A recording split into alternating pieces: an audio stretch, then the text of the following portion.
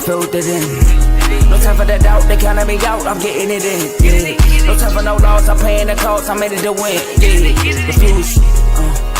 Mine, it can't be diffused. If you ain't thinking the same, then we playing by different rules.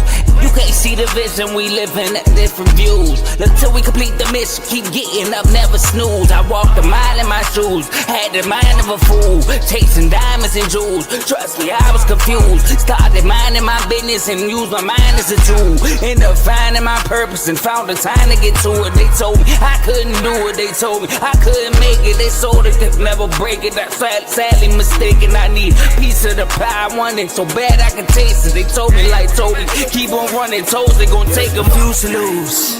Built to win, apply myself, I filled it in. No time for the doubt, they counted me out, I'm getting it in. Yeah. No time for no loss, I pay for the cost, I'm winning to win. Yeah. Refuse to lose, I'm built to win. Apply myself, I filled it in.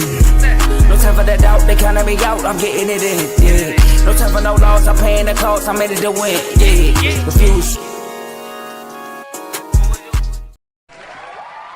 Welcome back to CTC. I'm your gracious host, Carl, and I'm back with another episode. And today, we're going to react to the final college football playoff reveal, where the bracket is about to drop. I do have my own projected bracket.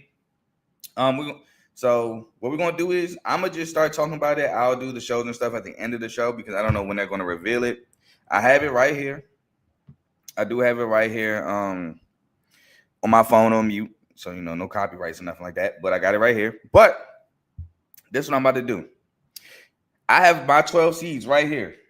So my first seed, the Indiana Hoosiers, are the number 1 seed coming into the college football playoffs on my projected bracket. They are 13-0, winning the Big Ten championship.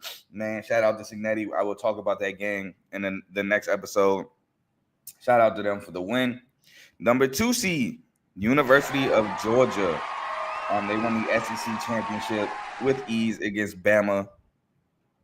3 seed, Texas Tech. They absolutely destroyed BYU yet again. That game was eerily similar to the game in the regular season. The 4th seed, I have Ohio State coming in as the 4th seed. Excuse me. They were the number 1 overall seed. I didn't drop them out of a bye week, losing one game being the conference championship game. I couldn't put Oregon over Ohio State. I couldn't put Ole Miss, especially with Lane Kiffin, over Ohio State. So I think Ohio State still gets the bye week, and they come in as the 4th seed. The 5th seed, I have the Oregon Ducks. So they're the first home game. Well, the 5th seed. 6th seed, I have Ole Miss. Even without Lane, I do have them still the 6th seed. 7th seed, Texas A&M. I have Texas A&M coming in as the 7th seed. The 8th seed, I have Oklahoma, the University of Oklahoma, coming in as the 8th seed. The 9th seed, I have the Miami Hurricanes. Now, I wouldn't have put them in front of Notre Dame if they weren't going to be back-to-back, but because BYU got destroyed, that put Miami 1 spot behind Notre Dame. And then, even though I still think it's week 1, I had to come to the realization that they still won. So I had to put them over Notre Dame. In the 10th spot, I had the Notre Dame Irish at number 10. Now, if you listen, I still got 2 conference champions to put in here. So that means all the at-large bids are gone. The 11th seed, I have the Tulane Green Wave winning the American Athletic Conference. Shout out to them. Dominated North Texas. Forced a lot of turnovers. And the 12th seed, I have the James Madison Dukes. That's right. I do not have the Duke Blue Devils making the college football playoff. I have 2 Group of 5 schools. James Madison pulled away late in the Sun Belt Championship game. I have them as the final seed. So that is my seeding. So in my projected bracket, the first 4 byes will be Indiana, Georgia, Texas Tech, and Ohio State. Then the first matchup is 5 versus 12. We have Oregon versus JMU, which, tough bidding for JMU. Then we have 6 versus 11 in a rematch, Ole Miss versus Tulane. This time there's no Lane Kiffin. Will it be different? We don't know. But that was also a blowout in the regular season. Then we have another rematch. 7 versus 10. 7 seed Texas A&M at 10th seed Notre Dame. In a game where Notre Dame missed the extra point and Texas A&M went in to score the game-winning touchdown at the end. That's my 7-10. And my 8-9, funny enough, me and Ace talked about this game at the end of the conference championship preview. We talked about this potential matchup, and it's funny because in my projected bracket, I have Miami versus Oklahoma, with Oklahoma being in Norman. So that is my last matchup, and then obviously, so on and so forth. I'm not going to say it. Well, I'll do it. If Oregon would then play Indiana, then Ole Miss, I have Ole Miss being Tulane, even without Lane, would then go on to play no, hold on. Oregon would not play Indiana. Oregon would go on to play Ohio State, excuse me. Ole Miss will go on to play Texas Tech. I have Notre Dame versus Georgia, and that's a playoff game rematch, I believe. And then Indiana versus Oklahoma. That's how that will work out in my bracket. But that's my current bracket. That's how I got it. I don't have the Blue Devils in. Shout out to them for winning the conference championship, however, but I just don't have them in the bracket, not over JMU or Tulane, with Tulane being a group of 5 automatic qualifier and then JMU just being the 5th best conference champion. So don't have that. I was hoping there was a way I could put Texas in, but I can't put in a 3-loss Texas team over Notre Dame. And I can't put them, I don't think I could put them in over Miami either. Now, granted, they played Ohio State tough. I just think that Florida loss, which is a common opponent with Miami, was super bad. So I couldn't put them in because of that. And then Notre Dame, they've won 10 straight. Now, granted, I get that their 10 wins straight have not been the greatest of competition. Pitt, probably the best team they beat. But they still won 10 straight. And as we could tell from other schools, handling your business should matter. I mean, just because you go against a team you should beat does not mean you should win. We've seen it all the time. It cost Louisville a shot at the Big Ten ACC championship. It cost SMU. They should have beat Cal. It cost them a chance at the ACC championship game. We've seen a lot of times where teams should win that don't go out and win. So I do think I have to give Notre Dame some credit for going out and winning those games. Plus, last season, we seen Notre Dame lose to NIU. So it's not like they're not a team that is up for a blunder or two. So I had to give them credit.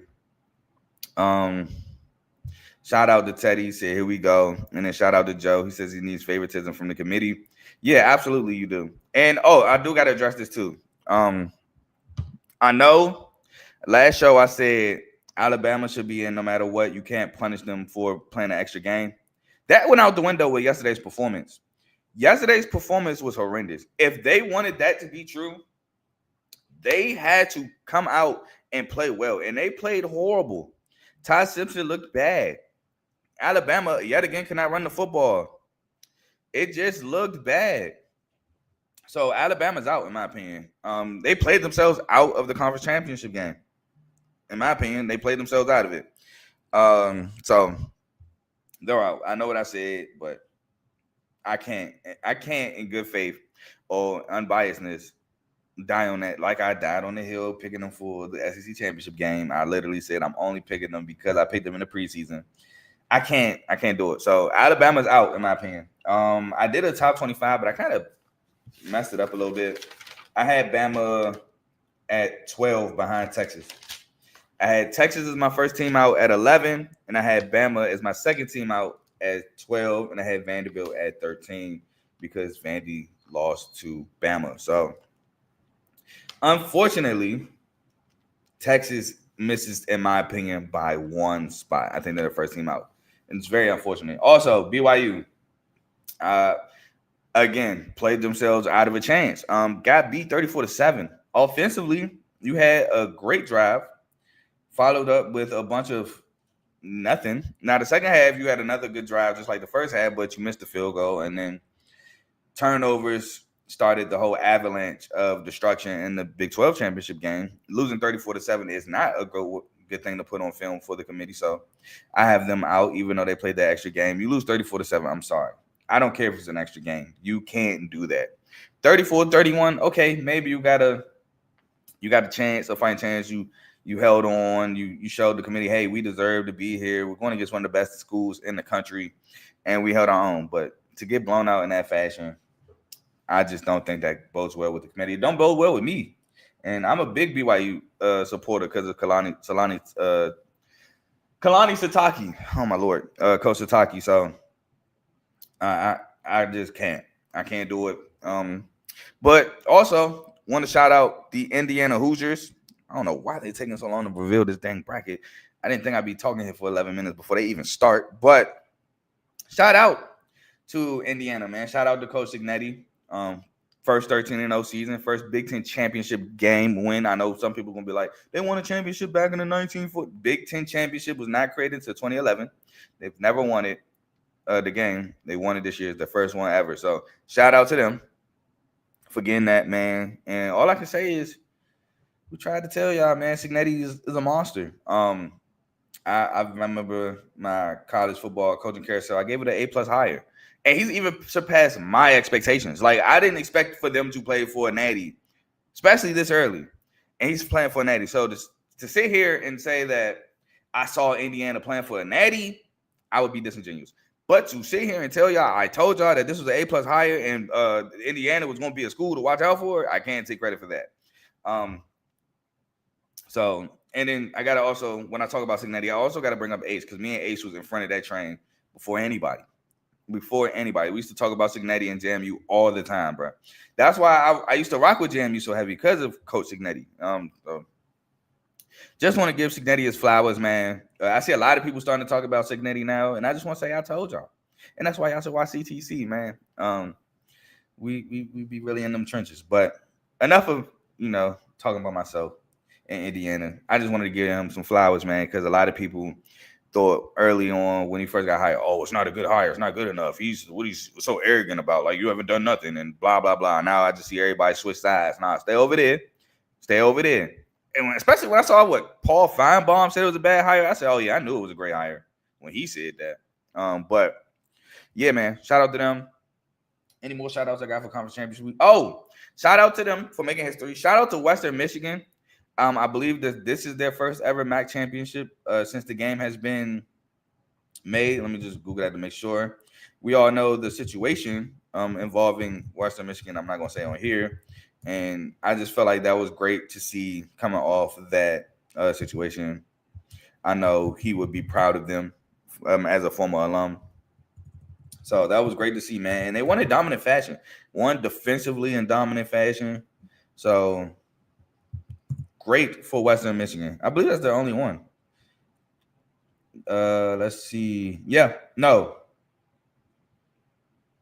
Oh, no, they won in 2016. So they won one in 2016. So I take that back when they were undefeated. Oh, no, that's right. They did win one with PJ Fleck. That's right. I believe that was what Corey Davis and I can't remember the other receiver name. It was Travis something, and I can't remember the quarterback either. But I think we played them. Michigan State. Oh, no, that was the year after we played them. That was the year after Michigan State played Western Michigan, and PJ Fleck. That's kind of how he got his name, or how well they played Michigan State that game. So shout out to Western Michigan getting another big MAC, championship for them. Also, shout out Kennesaw State, second year in Conference USA, got their first ever Conference USA title. They won 2 games last year and went from 2 games to winning the conference championship against Jack State, who won it last year. So definitely big shout out to Kennesaw State. Way to make an impact your second year in Conference USA. Shout out to Tulane, who's won another conference championship with a different coach. They first won it with Willie Fritz. And I'm not saying it's their first one, but they won it with Willie Fritz. With was it not Clayton? So Michael Pratt and Tulane. And then they went on to beat Caleb Williams and then that Cotton Bowl. That was with Willie Fritz. And now comes John Summerall, and he wins the American Athletic Conference Championship with Jake Retzlaff and Shaz Preston before he moves on to coach the University of Florida. So shout out to him for that. Shout out JMU for winning their first ever Sun Belt title. They were an FCS school up until, I believe, 2021, 2022 in that area. Then now to win a Sun Belt title in 3 years. It's just amazing to see the Dukes, man. So shout out to them for that, the first ever Sun Belt title. Many more to come, hopefully. Any other first-time conference championship winners? I can't remember. I'm trying to remember right now. Duke won their first ever ACC title game. They've been to the title game before. It was 2013, where they got absolutely destroyed by that powerhouse of Florida State, 45-7. Shout out Anthony Boone. He was the quarterback then. But yeah, they avenged kind of their first ever. I don't want to say avenged it, but they got their first ACC championship win. And to me, it's crazy because I got the one in the ACC in basketball too. So it looks like they're going to have an ACC championship in both football and basketball. Shout out Coach Manny Diaz for getting it done. I mean, it's ugly. I didn't want to see it, but hey, man, it happened. So salute to you for that. Next, I think that's it for first-time winners. Yeah, I think first-time winners was Duke, Kennesaw State, JMU, and Indiana, because obviously Georgia's won before. Western, like I said, Western Michigan won before in 2016. Tulane won before, obviously, with Willie Fritz.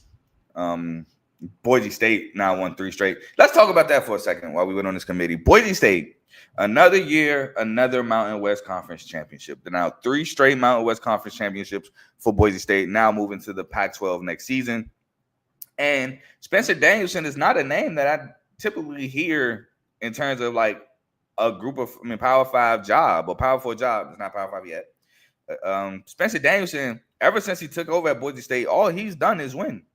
Boise State was kind of in the dumps before he took over as an interim head coach, turned them around, won the Mountain West. Then last year, Ashton Jeanty breaks out. Even though Jeanty had a year, the year that Danielson took over as an interim head coach, Jeanty was still like that. Me and Ace, we was high on him again before the media took over. But matter of fact, I want to say I had Jeanty as one of my like top backs in the country before that year. But anyway, they take over. They lose one game or go undefeated or something like that. Win the Mountain West.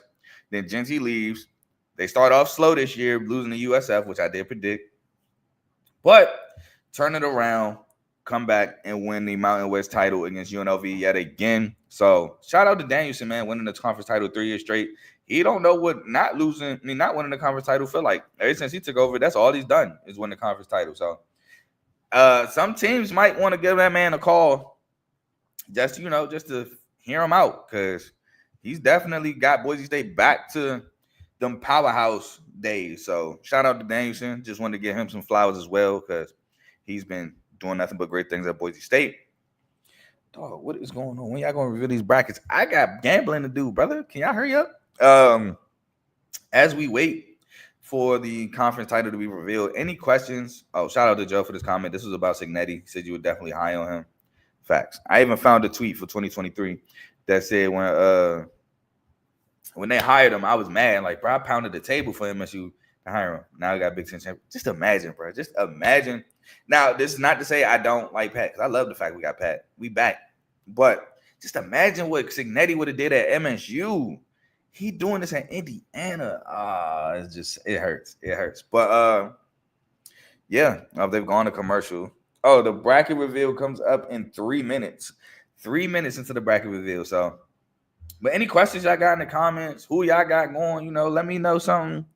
As we went on this bracket reveal, I definitely would have started the episode a little bit later if I'd have known this. Like I said, I got some gambling to do. I guess I'm about to gamble on the show. But yeah, anything I want to know, any questions y'all have, things like that, any team you want to predict as a winner, let me know.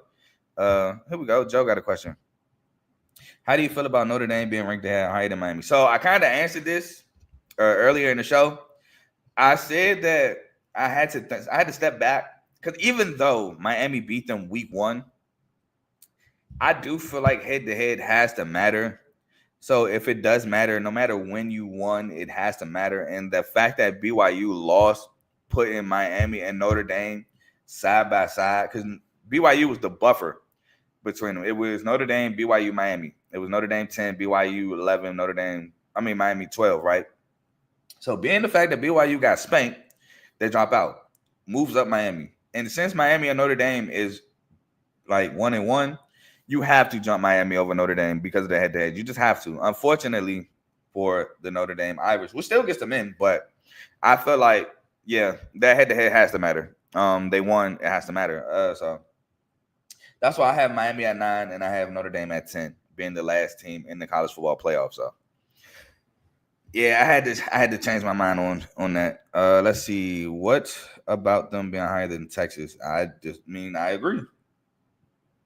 I agree, man. Same rant I gave Miami. It's kind of the same rant I'll give Texas. You didn't handle your business. You played Florida, albeit on the road, but you played Florida, a reeling Florida team, which, by the way, I did pick them to beat y'all. So, but you played them.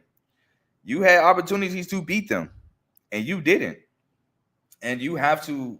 That's a bad loss. You have to, that has to take account into something. So I just feel like that Florida loss done y'all in. If y'all had to beat Florida, y'all would be in over both Miami and Notre Dame, in my opinion. But you didn't. I guess your other loss is Ohio State, and I get you have a great win in Texas A&M.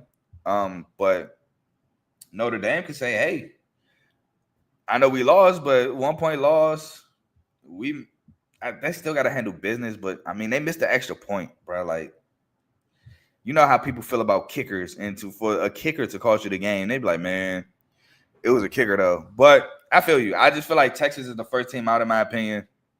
That Florida loss, I think, is going to hurt them. Yeah, I know. And I feel you on this. He says Notre Dame. What the heck? Oh, there you go.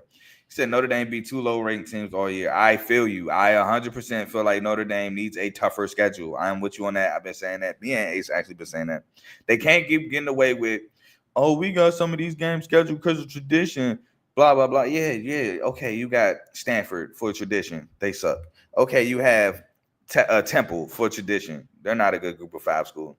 You got Navy, who's a good group of 5 school, but come on, you're Notre Dame for tradition. Like, they need to.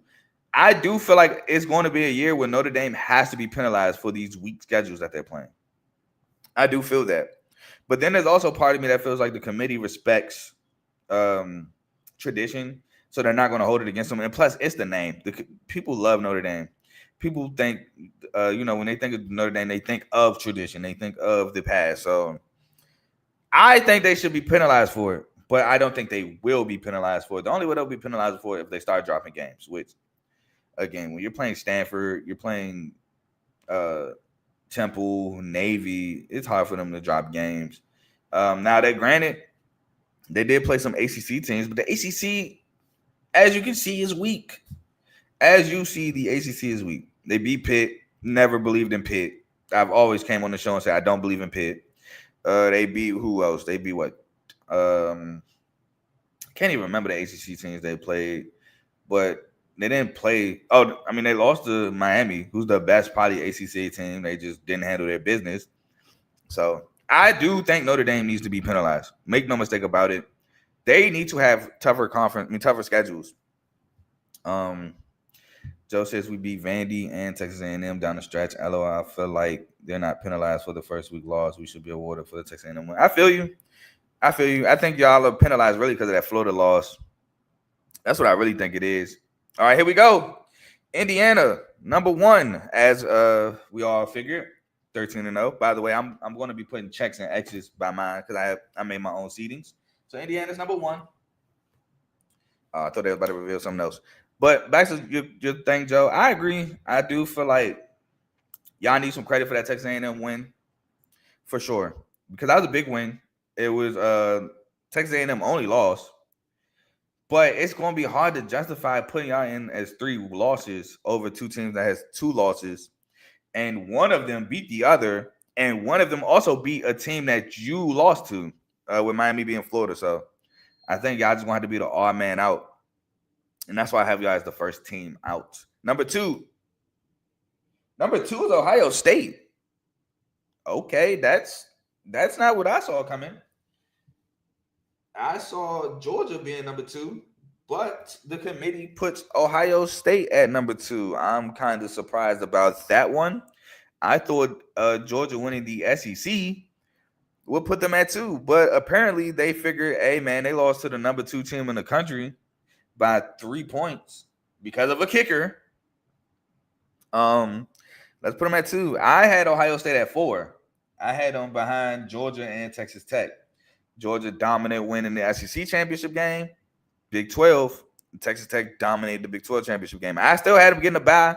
I had them at 4, not 2. But hey, Joe says he's not mad at that. They only lost in the Big Ten championship versus the number 2 team. I can see that.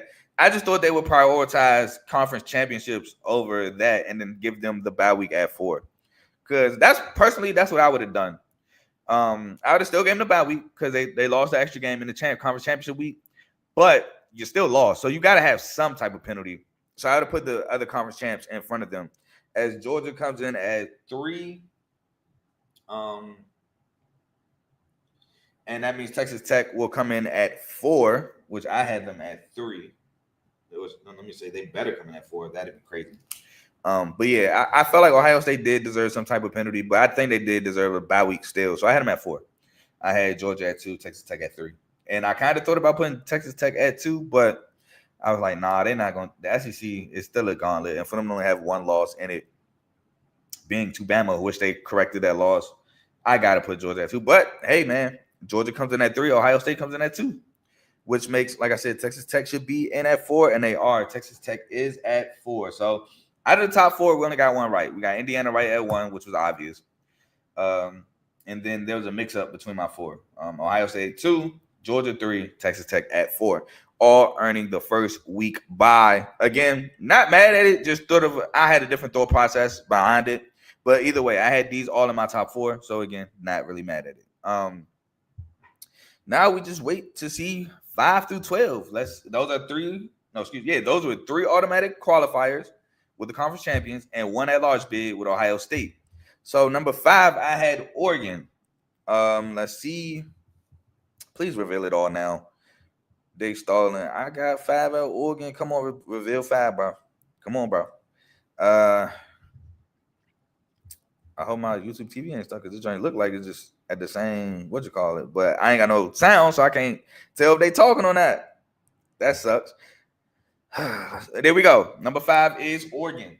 The Ducks coming at 5.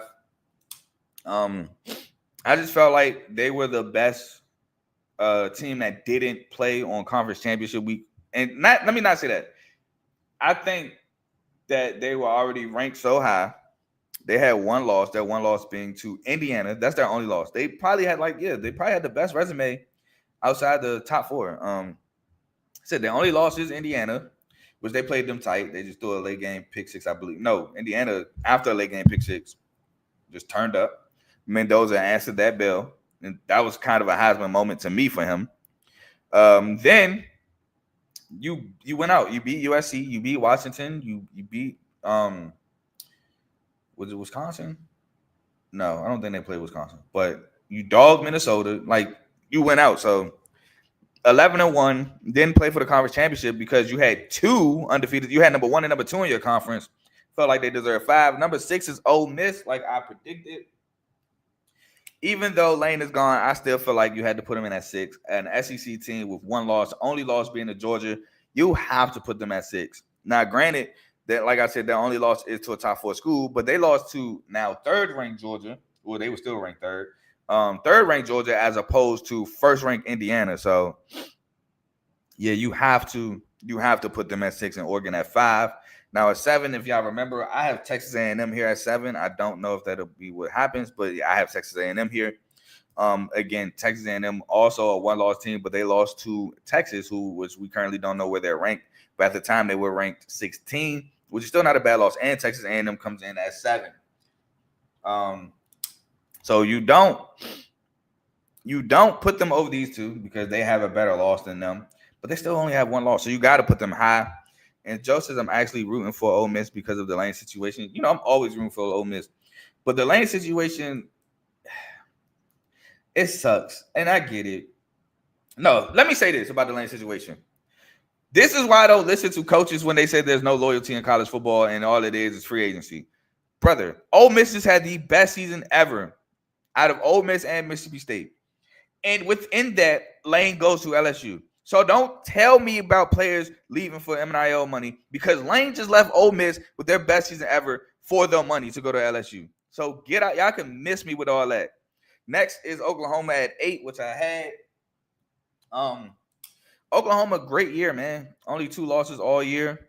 They lost to Texas, and they lost to I can't remember who else they lost to. Who else? Ole Miss. They lost to Ole Miss. Other than that, 10-2, beat Michigan, beat Bama. Tennessee is not a good one. Tennessee had no good wins all year, but they beat Tennessee. So Oklahoma at 8, well deserved. But yeah, I just feel like I don't care about what coaches say about NIL. Y'all just want to control these players, and you can't because of the money. So now it's look at free agency. No, because the moment you're offering more money for a different job, you don't care about how many years left in your contract. You taking it, and that's what happened. Lane left Ole Miss for more money and more prestige at LSU. Just like any kid would leave. Let's just say any kid offered. We'll use Judkins. Judkins left Ole Miss for more money at Ohio State. And he tried to, I think he even tried to crucify Judkins for it. And when they won a natty. And then you do the same thing next year. So, like, I'm not trying to hear that. I'm not. What? Alabama made the playoffs? Are you serious? Alabama comes in at number 9. This just threw a big monkey wrench in the playoffs. The committee did not care about them getting spanked and looking bad. Alabama still made the playoffs. This is insane. I completely 100% disagree. I disagree. And I know what I said on my conference championship show. You lose 28-7 and you don't even look like you should be there. You should not be in the playoff. But Alabama plays Oklahoma in a rematch in the college football playoffs.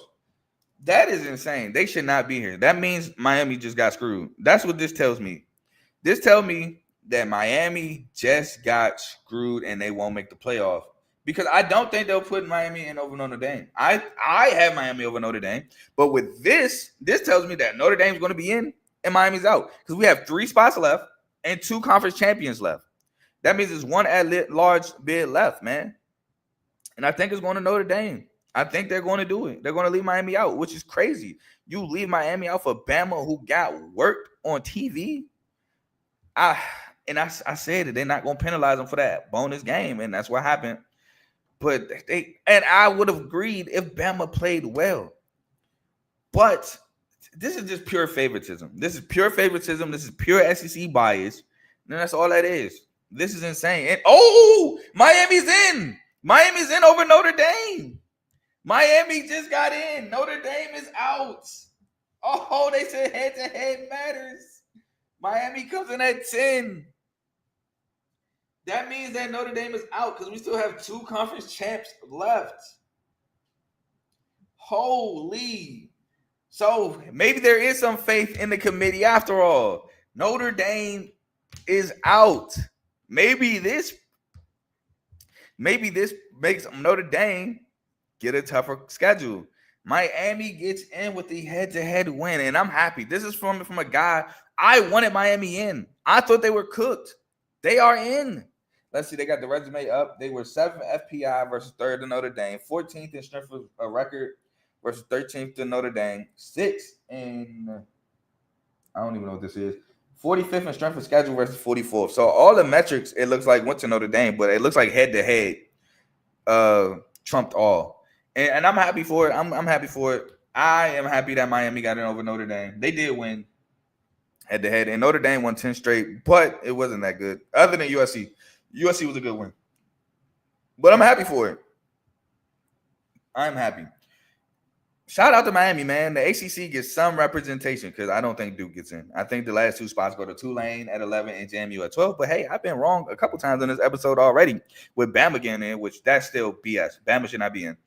And with Miami, I thought that told me that Notre Dame would get in over Miami, but apparently I was wrong. So, shout out to Hurricanes. They played Texas A&M, who Notre Dame played in the regular season, week 1 of the playoff. And now for number 11, it should be Tulane. 11 should be Tulane. And they will play Ole Miss. That's what I have. But wow, man. Wow. Just when you thought the committee couldn't surprise you, they surprised you. I can't believe Bama got in. I do not agree with this at all. I don't. But sorry, Joe. Texas is out. Texas and Notre Dame is out. I'm pretty sure Notre Dame is going to be the first team out, and Texas is going to be the second team out. And Vanderbilt's also out, Pavia. So sorry to you for that, but it sucks, man. They had their best season ever, 10-2, only 10-win season for Notre Dame, for Vanderbilt, and they couldn't get in the playoff. Can y'all release number 11, bro? Dang. We know number 11 is the Tulane Green Wave.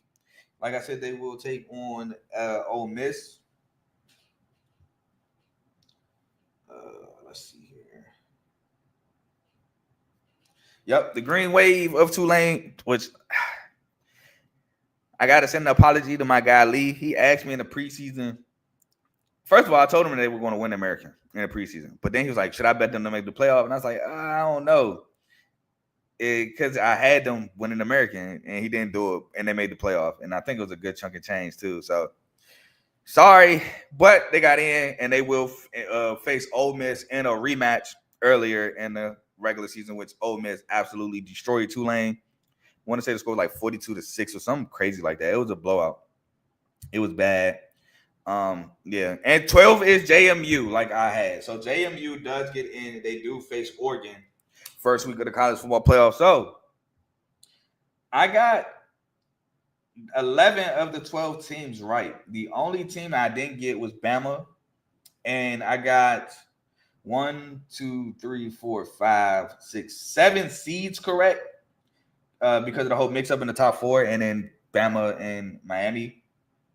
So shout out to the committee. Shout out to the playoffs. It is set. I will have a college football bracket like show showing who I have winning the championship, showing who I have winning game by game. But yeah, I didn't think Duke would get in. I felt like Duke won the ACC championship for pure pride because they're not getting in the playoff.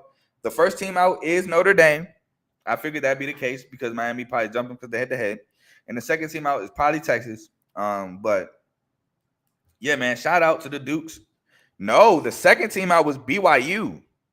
That means Texas ain't even have a shot. Wow, I am very confused about that. But the second team out is BYU. So Notre Dame would have got in with an extra spot, and then BYU would have got in with an extra 2 spots. I'm very surprised about that. Really am. But the committee is set. I wish Ace was here to get his live reaction on the whole situation because that'd have been cool, but he's out running errands. Especially, they got in. He's a Miami fan. I'm rooting for him. I don't want them to win it all, but y'all know I wanted to win it all. We rooting for Signetti on this side, but a couple wins I ain't mad at. But that is your college football playoff bracket. Before I leave, I still got to introduce these shows. So we got the main show featuring Joe, Tomo, and Dave. That's every Tuesday and Friday from 7 o'clock to 8:30ish. I got to address this comment real quick. This is everything I said on my show. What was that? Friday happened. I said Friday, Bama's going to get, or will get in if it's a good game. Now, that part was wrong because they're not going to penalize them for playing an extra game. They would be in if it wasn't for conference championship week. While if BYU loses, they were already out if it wasn't for conference championship week. So they'll just keep them out. That's what happened here, even though I disagree with Bama part. I feel like Bama should have been out because they got spanked. But, yeah, that's what I said Friday, and that's what happened today. But, yeah, we got Unfazed Tuesdays, 8 o'clock Central, 9 o'clock Eastern, featuring Joe and AJ. Next, BWT, Baseball with Teddy. Stay tuned for Teddy to drop episodes. FFC, Fantasy Football with Coach Coombs. This is now week, 14? And caught me in the NFL. So I know them fantasy football playoffs is around the corner. So tune in for your waiver wires and tidbits. We got Real Ballers Only featuring Vaughn. NBA show. We have Dave's Doghouse, highlights and lowlights of sport. And we have In the Red Corner featuring Tomo, Ricky, and Ty, which I'm pretty sure they're going live today. I heard there was a big boxing event last night and the whole Terrence Crawford situation. Know they're going to talk about that. But that's all the shows we have on the network. Please like, comment, share, subscribe. And, like, comment, share, subscribe to this episode as well. And if you like what you're listening to, stick with us. Now, with that being said, we got 20 minutes until Ravens Steelers. So I'm about to get out of here. I got some bets to make. Man. Oh, also, tune in later today. I will be going live, recapping Conference Championship Week. The episode is pretty much written up. I just got to do the major performances part of the episode, which shouldn't take long. So stay tuned for that. But I'm gone, man. This is crazy. Bama should be out. Peace.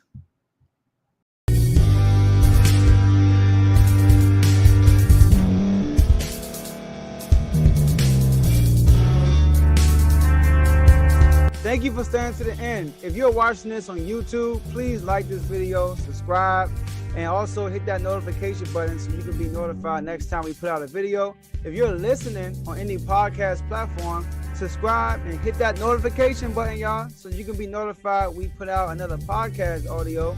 And last but not least, hit that share button. No matter what you're listening to or watching it, hit that share button and send it to somebody that you know that would love to watch this episode you just listened to. So once again, thank you for staying to the end, and we'll see y'all in the next episode.